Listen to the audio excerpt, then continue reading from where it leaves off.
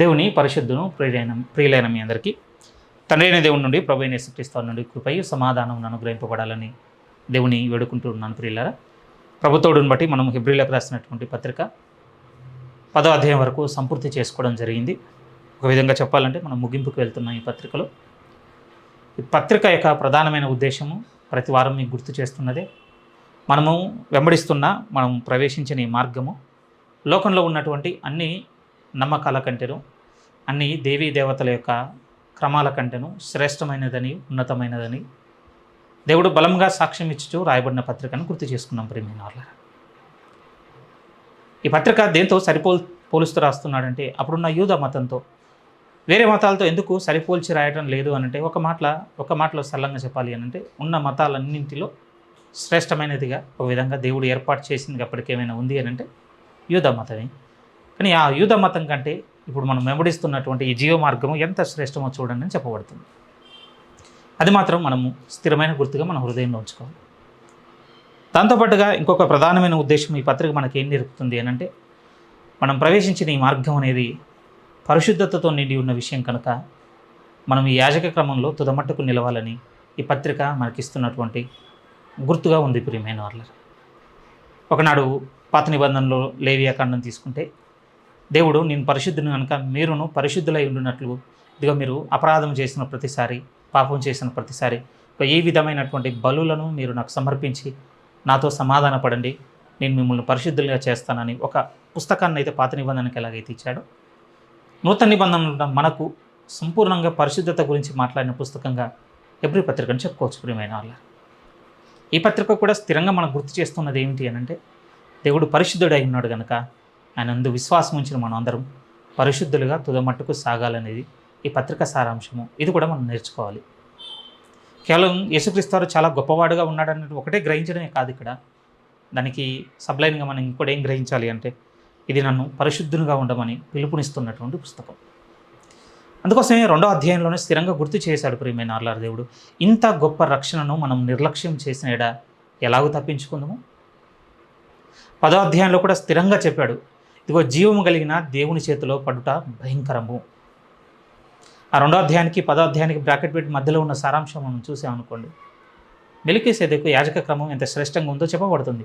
అందులోకి మీరు నేను వచ్చాం. ప్రియమైన వాళ్ళ, ప్రభు యొక్క సేవకునిగా ఆయనను విశ్వసిస్తూ ఆయన యందు నడుచుకున్నటకు సాగుతున్న వానిగా మిమ్మల్ని అడగదలుచుకుంటున్న చిన్న మాట ఏమిటి అంటే, వింటున్న ప్రియులైన మిమ్మల్ని దేవుని యొక్క పరిశుద్ధతను మనం ఎంతగా ఇష్టపడుతున్నాం అనేది ఇక్కడ మనం గుర్తు చేసుకోవాల్సిన విషయం. దేవుడు గొప్పవాడను, ఆయన కార్యములు గొప్పగా ఉంటాయను, లేకపోతే ఆయన మాట్లాడినా చాలా జ్ఞానయుక్తంగా మాట్లాడతాడేమో, ఇవి మనం ఏమీ దేవుని పొగడిన అవసరం లేదు. ప్రియమైన వాళ్ళ, మనం పొగిడినా పొగడకపోయినా ఆయనలో మార్పు ఉండదు. ఆయన ఔన్నత్యమునకు ఏమాత్రం కూడా కలంకం కూడా కలగదండి, లేకపోతే మనం ఆపాదించే గొప్పతనం కూడా అంతకన్నా లేదు. కానీ ఈరోజు మనం అర్థం చేసుకోవాల్సింది ఏంటంటే, ఆ నమ్మిన ఆ పరిశుద్ధ దేవుని యొక్క పరిశుద్ధతను మనం ఎంతగా ప్రేమించుచున్నాము. రైట్, మనకు ఒక ప్రశ్న కలగాలి, దేవుని పరిశుద్ధతను ప్రేమిస్తున్నాను నాకు ఎలా తెలుస్తుంది, మీకు ఎలా తెలుస్తుంది? సింపుల్గా చెప్పాలి అనంటే, మనం కూడా పరిశుద్ధులుగా ఉండటకు ఇష్టపడతాం. ప్రియమైన వాళ్ళు, అంటే ఒక కట్టుదిట్టమైనటువంటి అంటే మీకు మీరుగా నాకు నేనుగా ఏదో బలమైనటువంటి బంధాలను ఏర్పాటు చేసుకొని, లేకపోతే బంధకాలను ఏర్పాటు చేసుకొని వాటిలో గాయపరచుకుంటూ సాగడం గురించి నేను కాదు ఇప్పుడు చెప్పదలుచుకున్నది. నేను ఏమంటున్నాను, ఎంతగా ఇష్టపడుతున్నాం అనేది, మన ఇష్టం గురించి మాట్లాడుతున్నాను. అది ఇక్కడ పరిశుద్ధతను ఎంతగా ఇష్టపడుతున్నాము.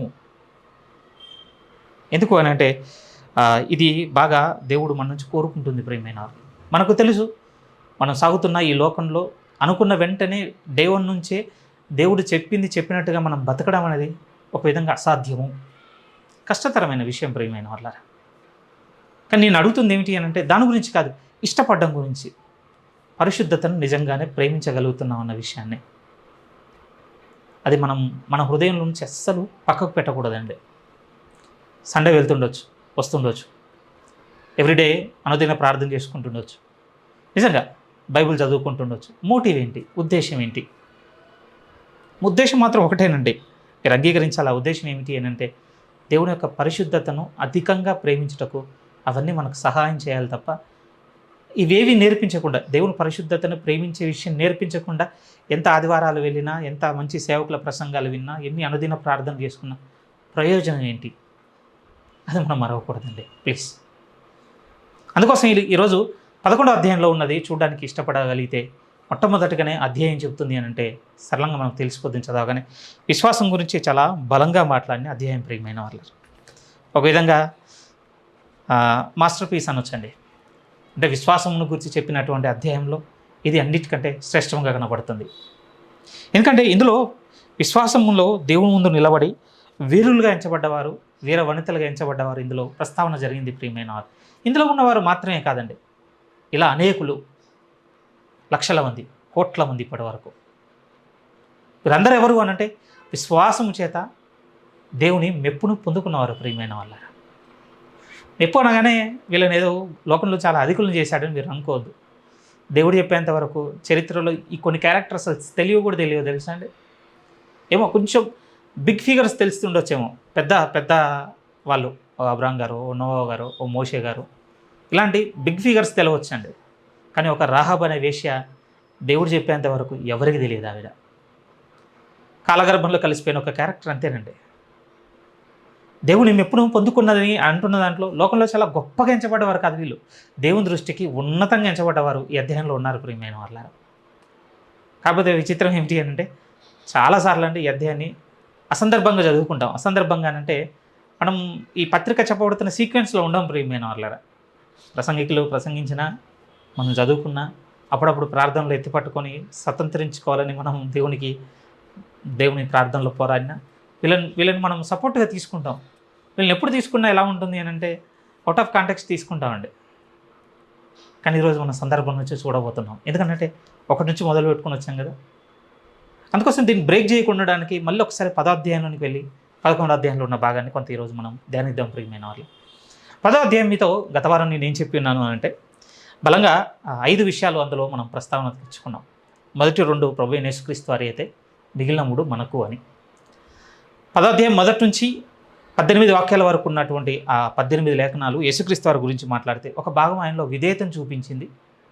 ఆ విధేయతకు ప్రగా దేవుడు ఆయనను ఎంతగా హెచ్చించి ఉన్నాడో 2వ విషయాన్ని మనం నేర్చుకున్నాం.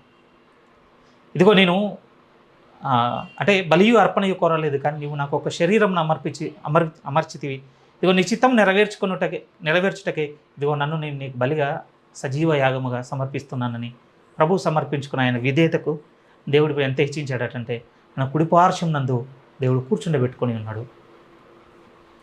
ఆ 2 యేసుక్రీస్తు వారికి అయితే, ఇక మిగిలిన కింది భాగం మనకు సంబంధించింది ప్రియమైన వాళ్ళ. ఈ మన గురించి మాట్లాడుతూ 3 విషయాలు ప్రధానంగా పోయిన వారం గుర్తు చేసింది.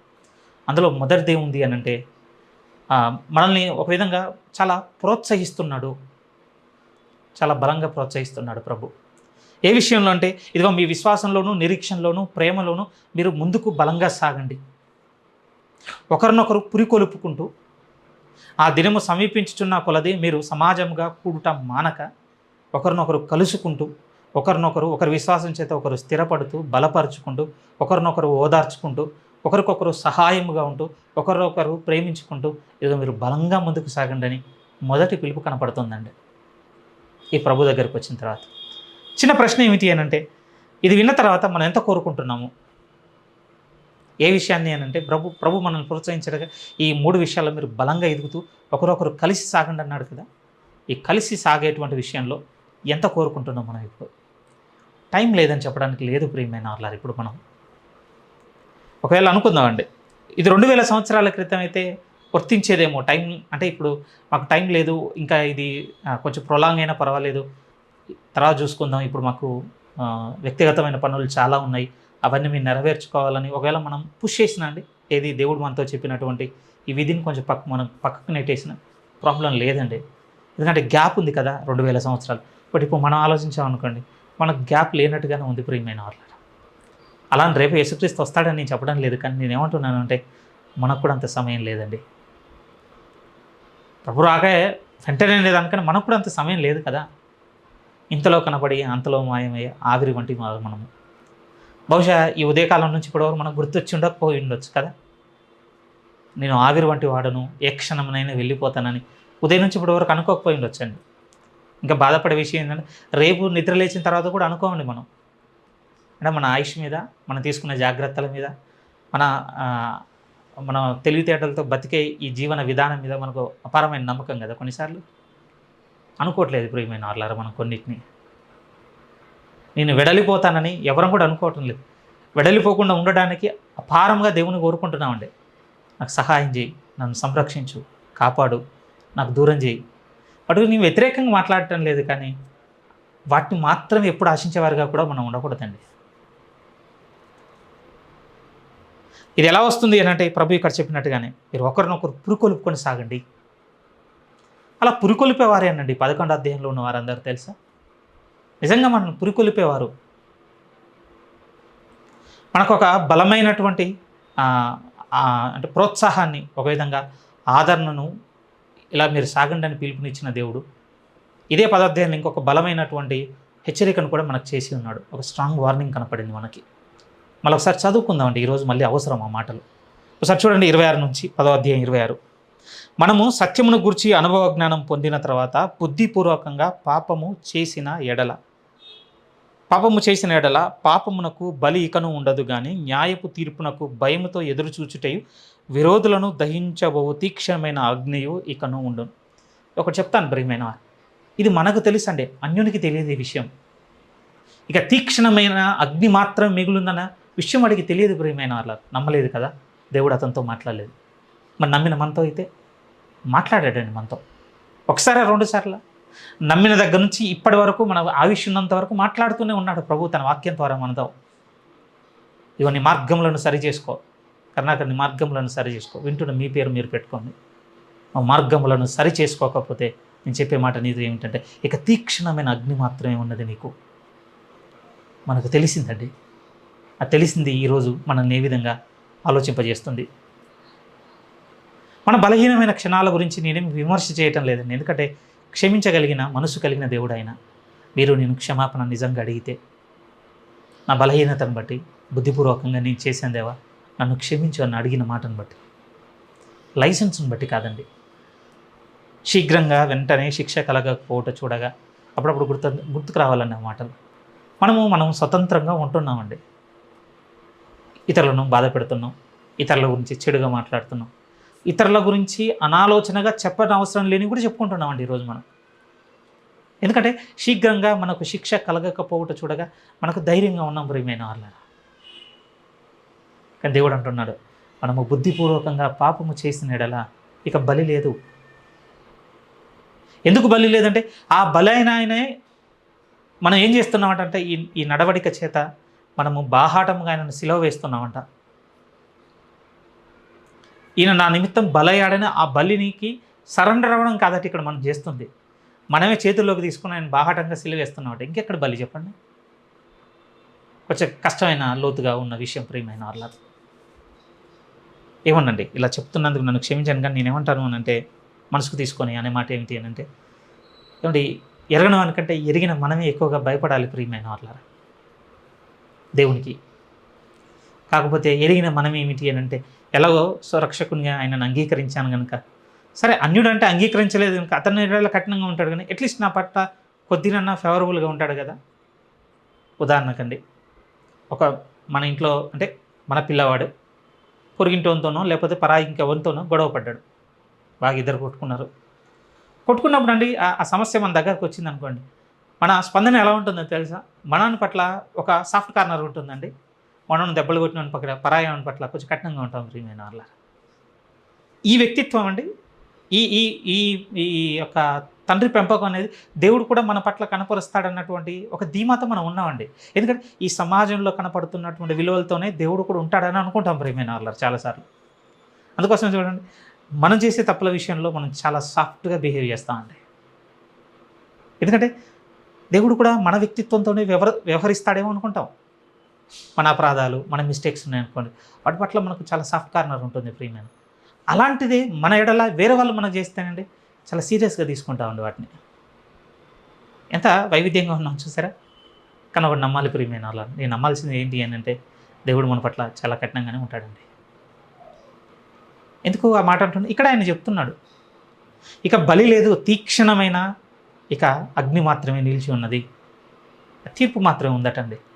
కింది చదువుదాం కొంచెం, ఇది కొద్దిగా మనల్ని వార్నింగ్లో తీసుకెళ్ళాలి ప్రియమైన వాళ్ళు. ఈ హెచ్చరిక మనకు పలుమార్లు అవసరం. చూడండి, మనం పాపం చేసిన ఎడల ఇకను బలి ఉండదు, కానీ న్యాయపు తీర్పునకు భయంతో ఎదురు చూచుటయు విరోధులను దహించబో తీక్ష్ణమైన అగ్నియు ఇకను ఉండును. ఎవడైనా మోసే ధర్మశాస్త్రము నిరాకరించిన ఎడల 2-3 సాక్షుల మీదట కనికరింపకుండా వాడిని చంపించుదురు. ఇట్లుండగా దేవుని కుమారుని పాదములతో త్రొక్కి తాను పరిశుద్ధపరచబడుటకు సాధనమైన నిబంధన రక్తమును అపవిత్రమైనదిగా ఎంచి కృపకు మూలమగు ఆత్మను తిరస్కరించిన వాడు ఎంత ఎక్కువైన దండనకు పాత్రుడుగా ఎంచబడునని మీకు తోస్తుంది చెప్పండి. ఇప్పుడు మనల్ని అడుగుతున్నాడు దేవుడు, క్వశ్చన్ చేస్తున్నాడు, మీకేమైనా తోస్తుందా? దీన్ని మనం తెలుసుకుంటున్నామా? అందుకోసం ప్రియమైన దేవుడు సడన్గా మన పట్ల ఒక నిర్ణయం చేసినా మనం లైట్ తీసుకుంటాం కావచ్చండి. అన్యుడు మాత్రం చాలా సీరియస్గా తీసుకుంటాడు కావచ్చు, ఎందుకంటే అప్పుడే తెలుసుకున్నాడు కదా వాడు. అప్పటి వరకు నమ్మని వ్యక్తి సడన్గా దేవుని యొక్క తీర్పులు కానీ నిర్ణయాలు కానీ బయలుపడగానే వెంటనే అతనైనా స్టన్ అవుతాడేమో అండి, ఓ ఈయన ఇలా ఉంటాడా అని. కాబట్టి ఇప్పుడు లైట్గా తీసుకునేది ఎవరో తెలుసా? మీరు నేనే అవుతాం. అంత లైటర్ వేలో మనం బిహేవ్ చేయడానికి రీజన్ ఏమిటి అని అంటే, ఓ ఇలా అర్థం చేసుకుంటున్నాం దినదినం మనం ప్రభువుని. నిజమే ప్రియమైన వారలారా, ఈ ఉదయకాలము నేను నా శర్మన్ లైబ్రరీలోని కొన్ని వింటున్నప్పుడు ఒక సేవకుడు అడిగినప్పుడు నాకు చాలా చాలా ఆశ్చర్యం అనిపించిందండి. ఏ విశ్వాసం కూడా ఇలా ప్రార్థన చేయడానికి అని చెప్తున్నాడు, దేవుడు నన్ను దండించు, నన్ను శిక్షించు, నన్ను రక్తము కారేంతగా నన్ను గాయపరచు, ఇలా నాకు చెయ్యని అడిగేవారు ఉండరట ప్రియమైన వారలారా. విశ్వాసులు దేవుని దగ్గరికి పోయి ఆపోజిట్ అడుగుతుంటాం మనం, నాకే సహాయం చేయి, నాకే ఎటువంటి డిఫికల్టీస్ లేకుండా, ఏ కష్టాలు లేకుండా నేను వెళ్ళగానే నా వర్క్స్ అన్నీ లేకపోతే నాకు కావలసినవన్నీ అలా జరుగుతూ వెళ్ళిపోవాలి. అనారోగ్యం కావచ్చు, ఇంకేదైనా కావచ్చు, అది ఏది కూడా నన్ను కఠినపరచకుండా, నన్ను వేదన గురి చేయకుండా సులువుగా అయ్యేటట్టుగా నా దినములను సాగించు అని అడుగుతామండి. ఎవ్రీడే అదే అడుగుతాం. నేను కూడా అది అడుగుతాను ప్రియమైన వాళ్ళు. ఈ దినము ఆ సేవకుడు అంటుంటే నాకు ఆశ్చర్యం అనిపించింది, ఎప్పుడు చేయాలి ఇలాంటి ప్రార్థన ఒకటి జీవితంలో? నన్ను నిజముగా నువ్వు గాయపరచుదేవా, నీ పాదములు తప్ప ఇంక ఏది కూడా వెతకనంతగా అణిగి నేలన పడి మోకరిల్లేంతగా నన్ను అదమగొట్టు.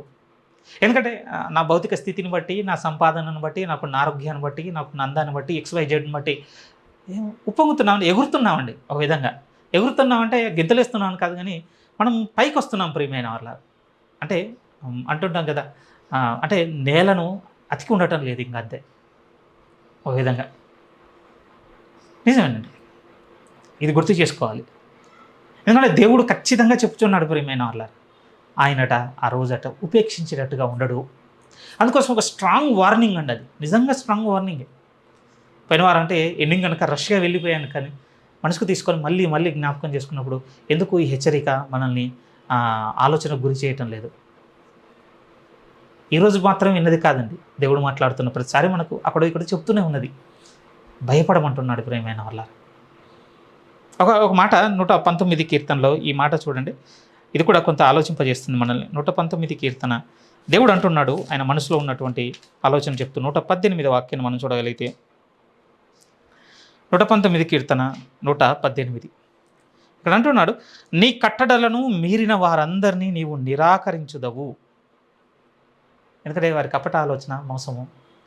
దేవుడు నిరాకరించేటట్టుగానే ఉంటాడట తప్ప మళ్ళీ ఆ రోజు పొనిలే 15 ఏళ్ళు 20 ఏళ్ళ నుంచి నా కుమారుడు సురక్షకునిగా అంగీకరించి ఆదివారం సంఘానికి వెళుతూ వారి సంపాదనలో 10వ వంతో 15వ వంతో 20వ వంతో ఇస్తూ కష్టాల్లో ఉన్న వారిని చూస్తూ ఇవన్నీ చేశాడు కదా, పోనీలే కన్సిడర్ చేద్దాం అంటే అంగీకరిద్దాం అన్నట్టుగా ఉండటండి. దేవుడు నిర్దిష్టంగా నువ్వు నిరాకరించదువు. అది ఇంకొక మాట కూడా గుర్తు చేసుకోగలిగితే మనకు తెలుసు, మత్తయి సువార్త 7వ అధ్యాయంలో కూడా ప్రభు అన్నమాట, ఆ నామమున అనేకులు చూసి ప్రభుని అడుగుతారట, నీ నామమున మేము చేసినవి ఉన్నవి, నీ నామమున కనపరిచినవి ఉన్నవి, నీ నామమున ఇవి చేయలేదన్నప్పుడు ప్రభు వారితో స్థిరముగా చెప్పినమాట, నేను మిమ్మల్ని నిరాకరించేశాను అంతే, ఇంకా నేను మిమ్ము ఎన్నడూను ఎరగను. హెచ్చరికను బట్టి ప్రియమైన వాళ్ళారా, హెచ్చరిక అంటే అలుసుగా ఉన్నదానికి, అంటే అప్రమత్తంగా లేకుండా బై ఛాన్స్లో జరిగిన వాటికి మన స్పందన వేరుగా. అలుసుగా ఉన్నారనుకోండి, మనకి జరగాల్సిందే జరిగిందని వదిలేస్తామండి. కానీ అప్రమత్తం వల్ల అంటే వారు ఎక్స్పెక్ట్ చేయలేదు అలాంటి ఇన్సిడెంట్ జరుగుతుందని. అప్రమత్తంగా ఉన్నప్పుడు జరిగిందనుకోండి, వారి పట్ల మనం అయ్యో అన్నటువంటి ఒక మనసును వెలుగుచ్చుతూ ఉండే. ఎందుకు చెప్తున్నాను అని అంటే, దేవుడు మన పట్ల అయ్యో అని ఒక సాఫ్ట్ కన్సర్న్ని వెళ్ళబుచ్చేటట్టుగానే మనం బిహేవ్ చేస్తున్నాం డైలీ. అలుసుగా ఉంటే మాత్రం దేవుడు ఏమాత్రం కూడా అయ్యో అని కూడా ప్రియమైన వాళ్ళారా, ఇక జరగాల్సిందే జరిగింది. నేను ఏ విషయం గురించి మాట్లాడుతున్నాను మీకు తెలుసు. పాపం విషయంలో మనం ఈరోజు చాలా అలుసుగా ఉన్నాం ప్రియమైన వాళ్ళారా. దాని పట్ల దేవుడు ఖచ్చితంగా దేవుడు అయ్యోనైతే అనుకోడు మన అట్లా. 10వ అధ్యాయం మళ్ళీ మీరు ఆ వార్నింగ్లోనికి రాగలిగితే మళ్ళీ చూద్దాం ప్రియమైన వాళ్ళ. 10వ అధ్యాయం 29 అంటున్నాడు, ఇట్లుండగా దేవుని కుమారుని పాదములతో త్రొక్కి తాను పరిశుద్ధపరచబడుటకు సాధనమైన నిబంధన రక్తమును అపవిత్రమైనదిగా ఎంచి కృపకు మూలమగు ఆత్మను తిరస్కరించిన వాడు ఎంత ఎక్కువ దండనకు పాత్రుడుగా ఎంచబడునని మీకు తోచును. పగ తీర్చుట నా పని, నేనే ప్రతిఫలం నిత్తుననియు ప్రభు తన ప్రజలకు తీర్పు తీర్చుననియు చెప్పిన వాడిని మీరు ఎరుగుదురు కదా. జీవం గల దేవుని చేతిలో పడుట భయంకరం.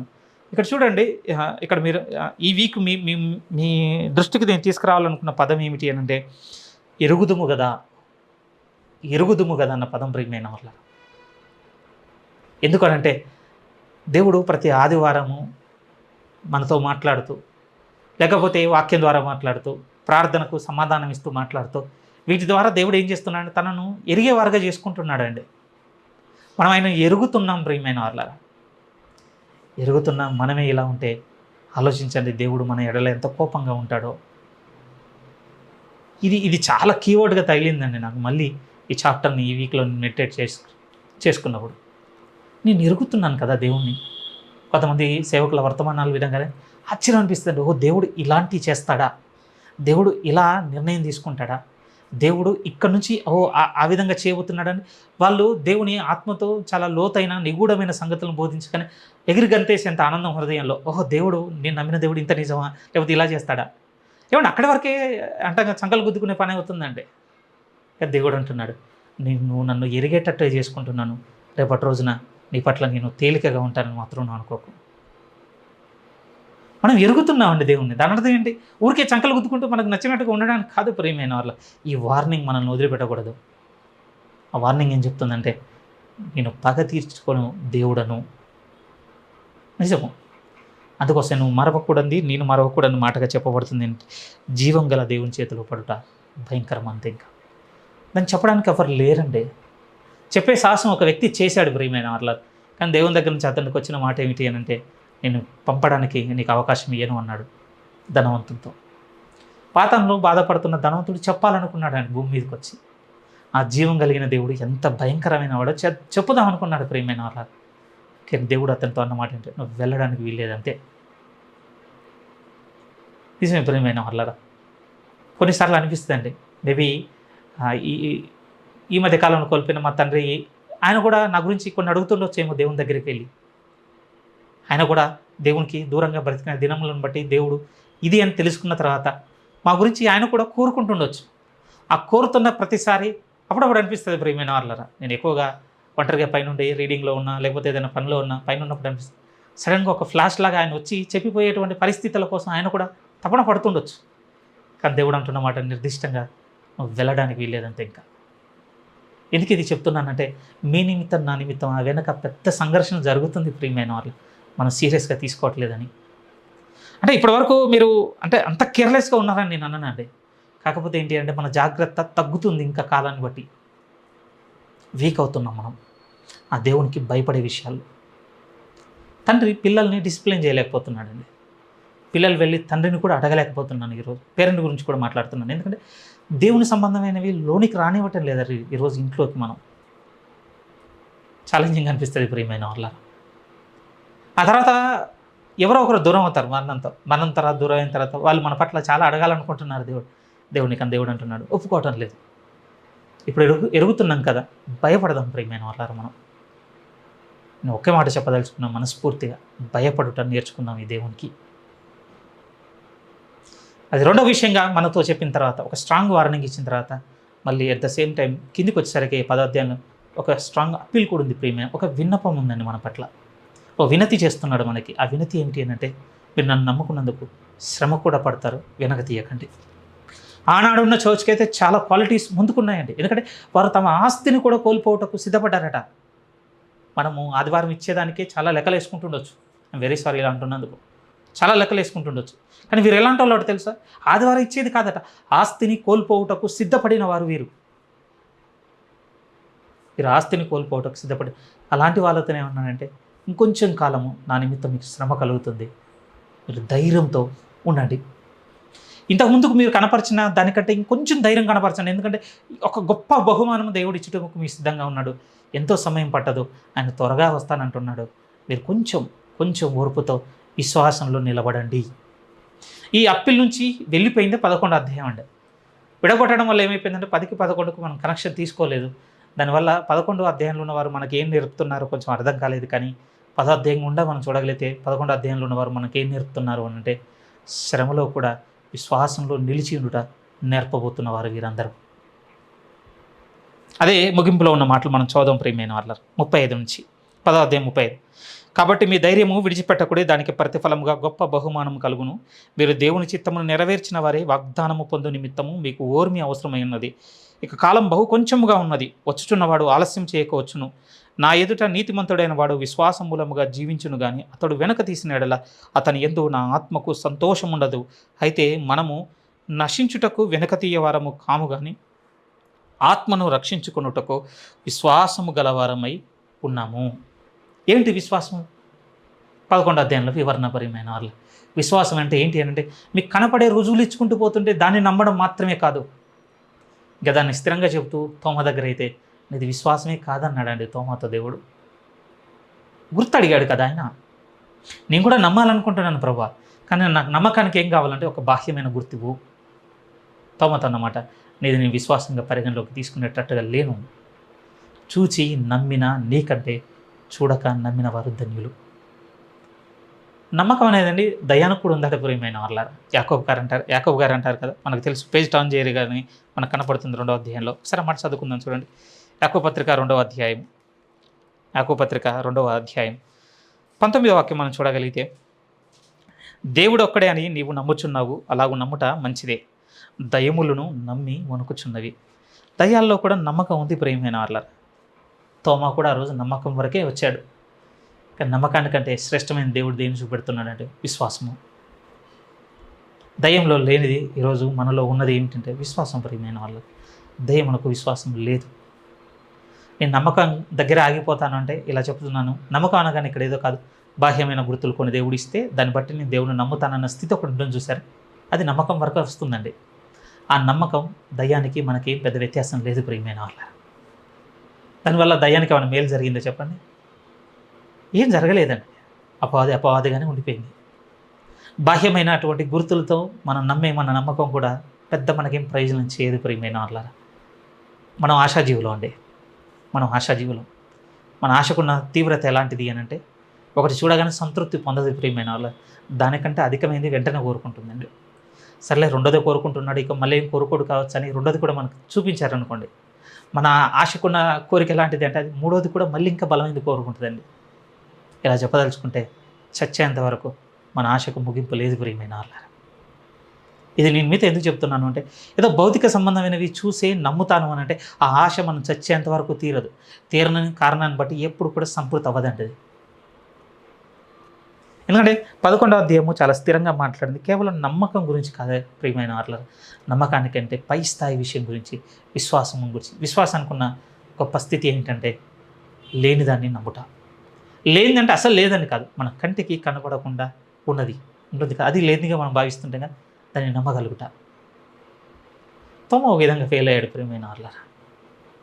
ఈరోజు చర్చ్ అండి తోమతో చెప్పిన ధన్యత మీద కట్టబడింది. తోమ నువ్వు చూచి నమ్మావు, నేను చూడక నమ్మిన వారు ఉంటారు, వారు ధన్యులన్న ఆ ధన్యత మీద కట్టబడింది. బాధాకరమైన విషయం ఏంటంటే ఇప్పుడున్న ఈ తరంలో అండి మళ్ళీ ఎలాంటి రోజుల మీదకి వచ్చి నిలబడ్డామంటే, మళ్ళీ దేవుడు కొన్ని చేస్తే దేవుడు నాతో ఉన్నాడు, దేవుడు నాకు చేస్తున్నాడు, దేవుడు నాతో ఇవన్నీ జరిగిస్తున్నాడని మళ్ళీ బాహ్యమైన గుర్తుల మీదకి తీసుకొచ్చి నిలబెట్టేశారండి ఈరోజు సంఘాన్ని. ఎంత అస్థిరమైన దాంట్లో నుంచి పడిపోవడం మొదలైంది అని అంటే, అందుకోసం ప్రభు అన్న మాట ప్రియమైన, మనుష్య కుమారుడు మరల భూమి మీదకి వచ్చినప్పుడు విశ్వాసము కనుగొన్న.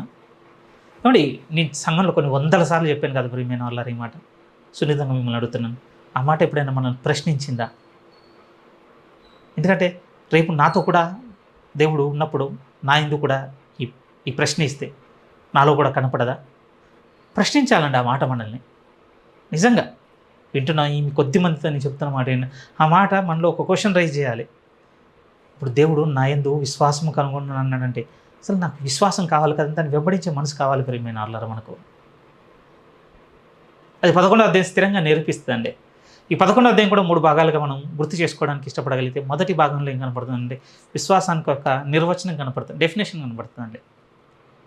తర్వాత ఆ విశ్వాసంలో ఉన్నటువంటి రోల్ మోడల్స్ కనపడతారు ప్రియమైన వాళ్ళ. ఈ అధ్యాయం ముగింపుకు వచ్చేసరికి ఏం కనపడుతుందంటే ఆ విశ్వాసంలో మనం ఏ విధంగా ఎదగాలో మనకు మెలకువలు కనపడతాయి ప్రియమైన వాళ్ళ. ఈ 11వ అధ్యాయంలో మొదటి భాగంలో డెఫినేషన్ కనపడుతుంది, రెండవ భాగంలో అందులో ఉన్నటువంటి రోల్ మోడల్స్ కనపడుతుంటారు మనకు, లేకపోతే మోడల్స్ ఎగ్జాంపుల్స్ కనపడుతుంటారు. ముగింపుకు వచ్చేసరికి ఏం కనపడుతుందంటే మనలో కూడా విశ్వాసం ఎలా వస్తుందో మనకు మెలకువ కనపడుతుంది ప్రియమైన వాళ్ళ. డెఫినేషన్ చదువుతున్నప్పుడు చాలా ఈజీగా ఉంటుందండి, బట్ సెల్ఫ్ క్వశ్చన్ చేసుకోవాలి మన వ్యక్తిగతంగా. ఫస్ట్ చదువుతాను చూడండి, చదువుతాం చాలా సులువుగా ఉంటుంది, నేను కాదన్ను. 11వ అధ్యాయం మొదటి వాక్యము, విశ్వాసమనుంది నిరీక్షింపబడు వాటి యొక్క నిజస్వరూపమును అదృశ్యమైనవి ఉన్నవనుటకు రుజువునై ఉన్నది. ఇది ఎందుకు చెప్తున్న మాట తెలుసా? మీరు విశ్వాసం నిలిచి ఉన్నటకు ఓరిమి అవసరమై ఉన్నదని, ఈ విశ్వాసం నిమిత్తం మీకు శ్రమలు వస్తాయని 10వ అధ్యాయం ముగింపులో చెప్పాడు కదా, అక్కడి నుంచి కొనసాగింపు ప్రియమైన వాళ్ళ. ఆ రోజు వాళ్ళకు కూడా అర్థం కాకపోయి ఉండొచ్చండి, ఎందుకు ఈ ప్రభువుని నమ్ముకున్నందుకు ఇంత శ్రమ పెట్టబడుతున్నాము అని. నిజం, ఈ ప్రభువుని నమ్ముకున్నందుకు మేము ఎందుకు ఇంత శ్రమ పెట్టబడుతున్నామని ఆ రోజు వాళ్ళకు కూడా అర్థం కాకపోయి ఉండొచ్చు.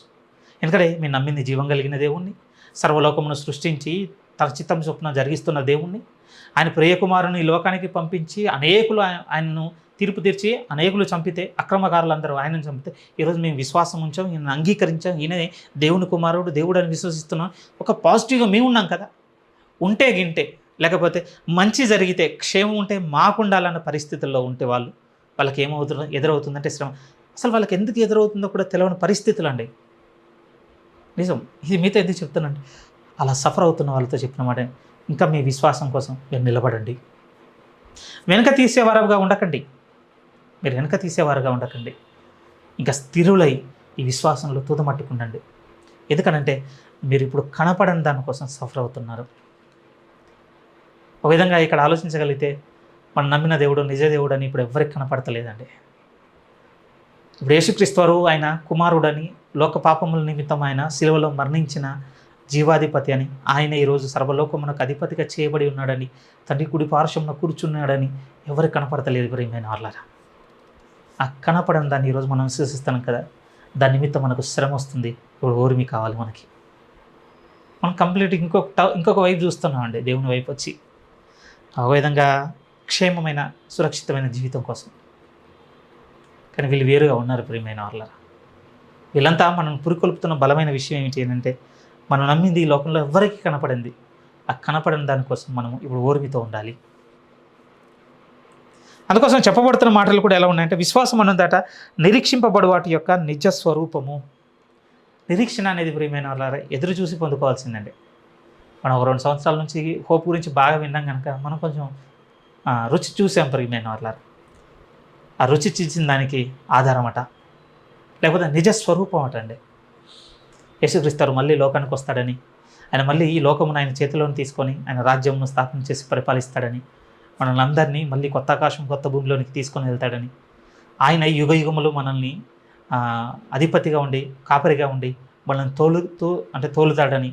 నిజంగా ఇవన్నీ మనం నమ్ముతున్నాం ప్రియమైన, ఇవన్నీ మన నిరీక్షణలు అండి. ఇంకేమీ జరగలేవు ఇవన్నీ. భవిష్యత్తు కాలాన్ని ప్రియమైన వాళ్ళ, ఈ భవిష్యత్తు కాలాన్ని అన్నీ ఈరోజు మనం అంగీకరించి సమ్మతించి ఒక నిర్ణయానికి వచ్చాను చూసారా. ఆ నిర్ణయం యొక్క రూపం ఏంటంటే ఫెయిత్ అంతే, ఇంకా అదే విశ్వాసము. ఆ ప్రశ్న ఏంటంటే ఎంత నమ్ముతున్నాం ఇప్పుడు. మనకు ఇంతకాలము ఫెయిత్ అంటే ఇంకొకలా ఉండేయండి. ఇప్పుడు మీకు కొత్తగా ఏమి ఉండకపోవచ్చు, ఎందుకంటే మిమ్మల్ని 1 సంవత్సరం నుంచి ఎండ్ టైం టీచింగ్లో చాలా విషయాలు మీకు నేర్పించేసరికి ఇప్పుడు ఈజీగా ఉంది. కానీ ఒక 1 ఇయర్ బ్యాక్ వెళ్తేనండి కంప్లీట్ న్యూ థింగ్ మనకి. మన ఫెయిత్ అంతా ఒకవైపు ఉండేనండి, దేవుని ఏడాల విశ్వాసం నేను నమ్ముతున్నాను, ఆయన ఇవి చేస్తాడు, ఇలా ఉంటాడు, అంతవరకే ఉండే ప్రియమైన వాళ్ళ. మనకు గతంలో చేసిన వాటి పట్ల అర్థం చేసుకునేది ఏర్పడేది కాదట. నిరీక్షింపబడుతున్న వాటి యొక్క నిజ స్వరూపంలో ఉంది విశ్వాసం అనేది. మనం వెనక చూసామండి ఇంతకాలం ఫెయిత్ అంటే. దేవుడు ఫెయిత్ని ఎలా మెజర్ చేస్తున్నాడు? ముందుకు మెజర్ చేస్తున్నాడు ప్రేమ. ముందున్న వాటిని నమ్మడము, ఆ నమ్మిన వాటి మీద మనం నిలబడి ఉంటాం చూసారా, ఆ నిలబడే యొక్క నిజ స్వరూపం ఎందులో ఉందంటే విశ్వాసం. అందుకోసం ఆయన ఎగ్జాంపుల్స్ ఇచ్చిన వాళ్ళ జాబితా అంతా కూడా చూడగలిగితే ఏ ఒక్కరు కూడా పాస్ట్ ఈవెంట్కి సంబంధించిన వాళ్ళు కాదండి. హానోకుని తీసుకోండి, హేబేల్ని తీసుకోండి, అబ్రహాం గారిని తీసుకోండి, లేకపోతే ఇసాకును, యాకోబును, మోషేని, వీళ్ళందరినీ తీసుకోండి. వీళ్ళందరూ ఫ్యూచర్ థింగ్స్ కోసం అండి ఉన్నోళ్ళు. గతంలో మా దేవుడు మాకు ఇలా తెలుసు, ఆయన తెలిసిన దాని మీద ఈరోజు నేను నమ్మకం ఉంచుతున్నాను, ఇదే విశ్వాసం అని చెప్పిన వాళ్ళు కాదు వాళ్ళంతా ఫ్యూచర్ని ప్రియమైన వాళ్ళు. నోవా ఉన్నాడు అనుకోండి, జలప్రలయం గురించి ముందుగా సాక్ష్యం ఇచ్చిన వ్యక్తి అండి. ఆయనకు అసలు తెలియదు ప్రియమైన. ఆయన తర్వాత ఆల్మోస్ట్ అండి ఒక 600 సంవత్సరాల తర్వాత వచ్చింది జలప్రలయం. అలాంటి వ్యక్తి ఇక్కడ ప్రస్తావన జరిగింది ప్రియమైన వాళ్ళ. మీరు ఒక మోషేని తీసుకోండి, లేకపోతే ఒక అబ్రాహం గారిని తీసుకోండి, మీరు ఇందులో ఉన్న ఎవరిని తీసుకోండి, వీరందరూ భవిష్యత్తు సంగతులు అండి. నిరీక్షింపబడు వాటి యొక్క నిజ స్వరూపం ద్వారా వారు నిలబడ్డారు ఈ అధ్యాయంలో. ఇప్పుడు మన విశ్వాసానికి గుర్తేంటి?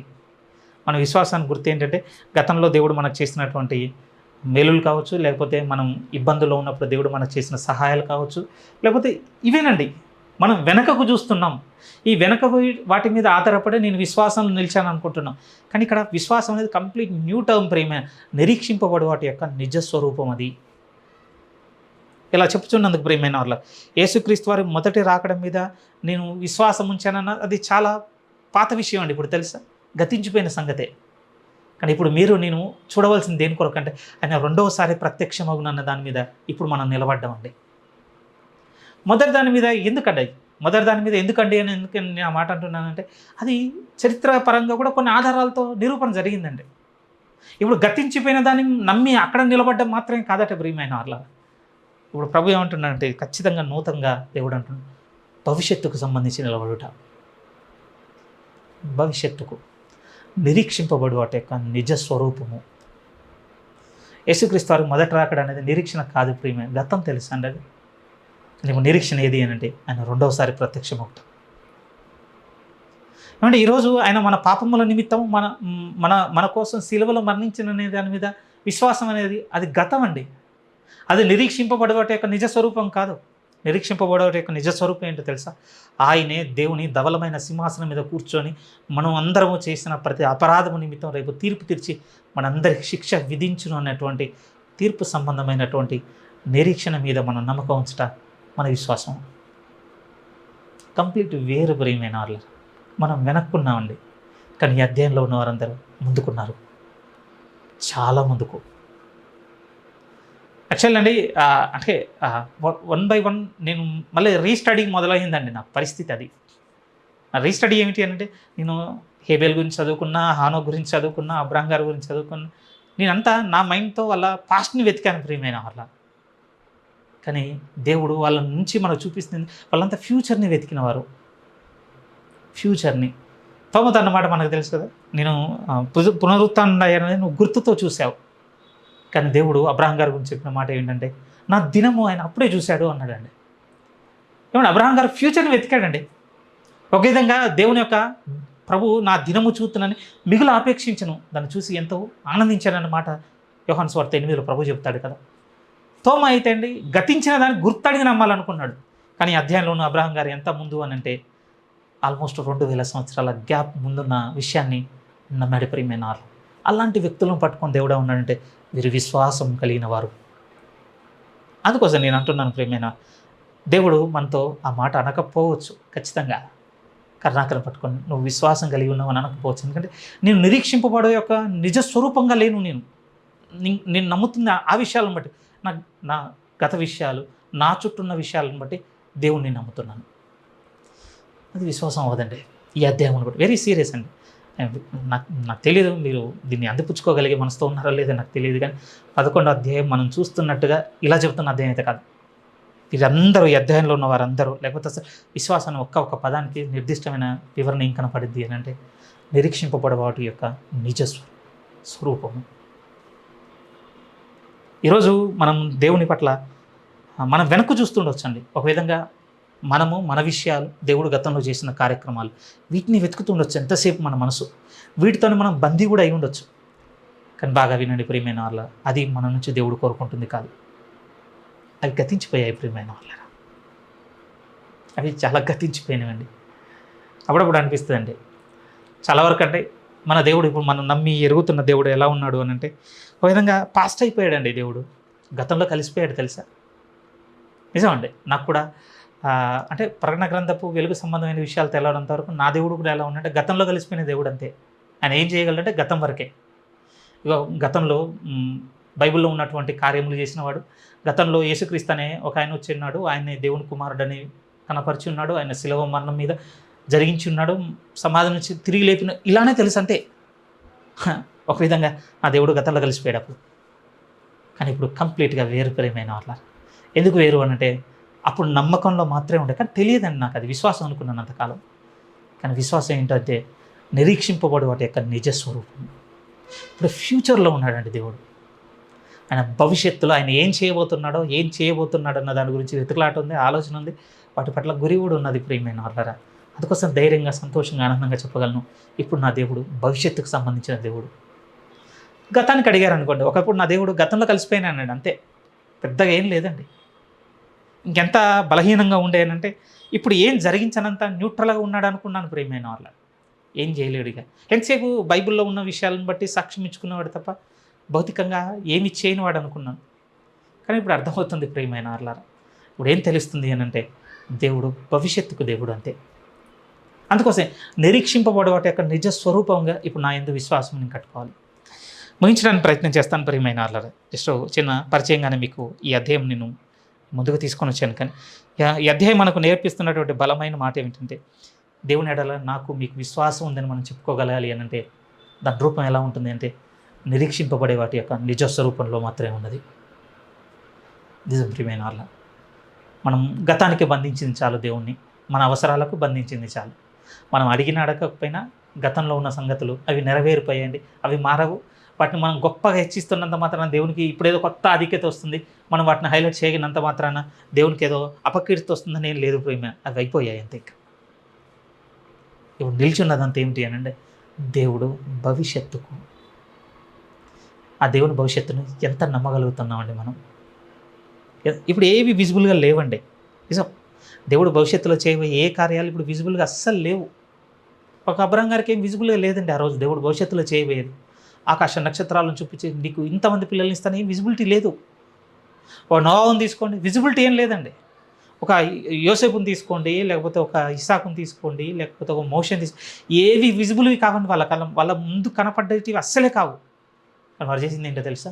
నిరీక్షింపబడే వాటి యొక్క నిజ స్వరూపమును కలిగి ఉన్నారు వారందరూ. దేవుడు మాతో ఇది చెప్పాడు, ఇది జరుగుతున్నదని పట్టుకొని నిలబడ్డారంటే అలాంటి వాళ్ళందరినీ దేవుడు ఏమన్నా ఉండని నాకు విశ్వాసం. నాకు రాహిల్ కూడా రీస్టడీ చేసినప్పుడు చాలా ఆశ్చర్యం అనిపించిందండి. వస్తానికంటే ప్రియమైన వాళ్ళ అసలు కూలడానికి ఆస్కారం లేదటండి. ఎరుకో అసలు కూలే నమూనానే లేదట తెలుసా. వెరీ వెల్ అంటే బాగా స్థిరముగా నిర్దిష్టంగా కట్టబడిన పట్టణం అన్నప్పటికీ అది చాలా పెద్ద పట్టణం వాస్తవానికి. అలాంటి పరిస్థితులు చూడగానే నమ్మేసిందటండి రాహబు. నమ్మేమన్నమాట మనకు తెలుసు. వచ్చారో మళ్ళీ కూడా గుర్తు చేసుకుంటాం. ఇదిగో దేవుడు మీకు ఈ పట్టణం అప్పగించినప్పుడు ఇదిగో నా కుటుంబాన్ని మీరు కాపాడండి. నిరీక్షింపబడే వాటి యొక్క నిజస్వరూపం ఉందండి ఆవిడలో. చిన్న లేడీ కాదు ప్రియమైన వాళ్ళ. ఎలా కలుగుతుందండి అలా? అదే విశ్వాసం అండి. అందుకోసం ప్రభు అన్నాడు ప్రియమైన వాళ్ళ, అందరిలో ఉండేది కాదండి, అందరిలో ఉండేది కాదు. విశ్వాసము అందరికీ లేదన్న మాట కూడా బైబిల్లో చాలా స్థిరంగా కనబడుతుందండి. వచ్చారు మనం ఎన్నో చూస్తాం. ఆవగింజంత ఉన్న ఎడల అన్న మాట ఎందుకన్నాడో అర్థం చేసుకోండి ప్రియమైన. దేవుడు భవిష్యత్తుకు దేవుడు అని నమ్మగలగాలి, భవిష్యత్తులో ఇవి చేయగలిగిన దేవుడు అని నమ్మగలగాలి ప్రియమైన వాళ్ళ. అలా నమ్మిన వారి జాబితా అంతా 11లో. కాకపోతే మనకు పాస్ట్, ఆ అధ్యాయం అంతా మనకు పాస్ట్. కానీ వాళ్ళ టైం లైన్కి వెళ్ళి చూస్తుంటే ప్రతిదీ ఆశ్చర్యము, ప్రతిదీ భవిష్యత్తు, ప్రతిదీ ఇలా నమ్మడానికి ఏంటి వీళ్ళకు ఆధారము అంతే. ఆ ఆధారానికి ఒకే ఒక్క మాట బైబిల్ చెప్పింది, విశ్వాసం. ఉన్న 39 వచనాల్లో ఆల్మోస్ట్ 22 సార్లు ఆ పదం రిపీట్ అయిద్దండి. విశ్వాసము విశ్వాసము విశ్వాసము విశ్వాసం. అది చూడండి ఎంత స్ట్రేంజో.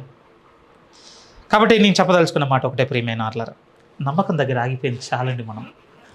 మన దేవుణ్ణి గతంలో కలిపి గత సంబంధమైన సంగతులను నెమరు వేసుకుంటూ అక్కడికే దేవుడు అని ఆయన ఆరాధిస్తుంది కూడా చాలు. అసలు బైబిల్లో ఉన్నటువంటి వారందరూ మనల్ని గతంలోనికి లాగుటకున్న వాళ్ళు కాదు. మేము భవిష్యత్తును చూసాం దేవుణ్ణిలో, మీరు కూడా మా ద్వారా భవిష్యత్తును చూసేవారుగా ఉండని చెప్పబడడానికి ఉన్నారు వీళ్ళంతా.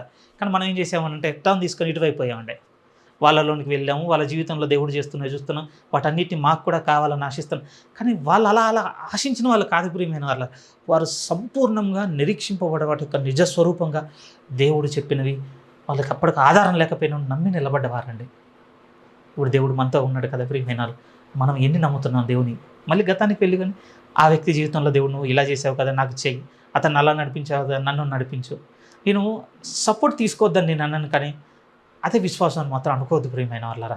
వారు అందుకోసం లేరండి, వారు మా వైపు రండి అని లాగడానికి కాదు ఉన్నోళ్ళు. మేము ఇక్కడ నిలబడి భవిష్యత్తును చూసాం, మాకంటే ముందున్న మీరు ఇంకా భవిష్యత్తును చూడండి అని చెప్పడానికి ఉన్నవాళ్ళు. అందుకోసం ఆ మాట, ఆ వివరణ, విశ్వాసం అన్నది నిరీక్షింపబడి వాటి యొక్క నిజస్వరూపము. ఎందుకు అదేం చెప్పబడిందో ఇంకా వచ్చే వారం కూడా టైం పడుతుంది ప్రియమైన వాళ్ళారా. ప్రార్థన కలిగి ఉండండి, నిజంగా దేవుణ్ణి అడగండి ప్రియమైన వాళ్ళారా. అది మర్మము అంతే, ఇంకా ఎవరికి పడితే వాళ్ళకి అర్థమయ్యేది కూడా కాదు అన్నాడు తెలుసా అంటే విశ్వాసం ఉన్న దేవుడు. తిమోతి పత్రికలో చదువుకోండి, విశ్వాస మర్మమును బాగా ఎరిగిన వారమై ఉండాలన్న మాట మనకు చెప్పబడింది అంటే ఆలోచించాలి. అందరికీ అర్థమయ్యేది కాదు ప్రియమైన వాళ్ళారా విశ్వాసం. ఒకవేళ ఈ మాటలు మీ హృదయాన్ని తాకినట్లయితే ప్రభువుల ఆలోచన కలిగి ఉండండి. అర్థం కాకుండా కొంత గందరగోళానికి మీరు గురైనట్లయితే దయచేసి నన్ను క్షమించండి. వచ్చే వారం మళ్ళీ మీకు అర్థమయ్యే రీతిలో దేవుడు నాకు సహాయం చేసి నడిపించలాగున నా గురించి కూడా ప్రార్థన చేయండి. బట్ ఒకటి చెప్తున్నాను, గతంలో బతికింది చాలు, నిరీక్షింపబడి యొక్క నిజ స్వరూపంలోనికి మనం ప్రవేశించాలి ప్రియమైన వాళ్ళారా.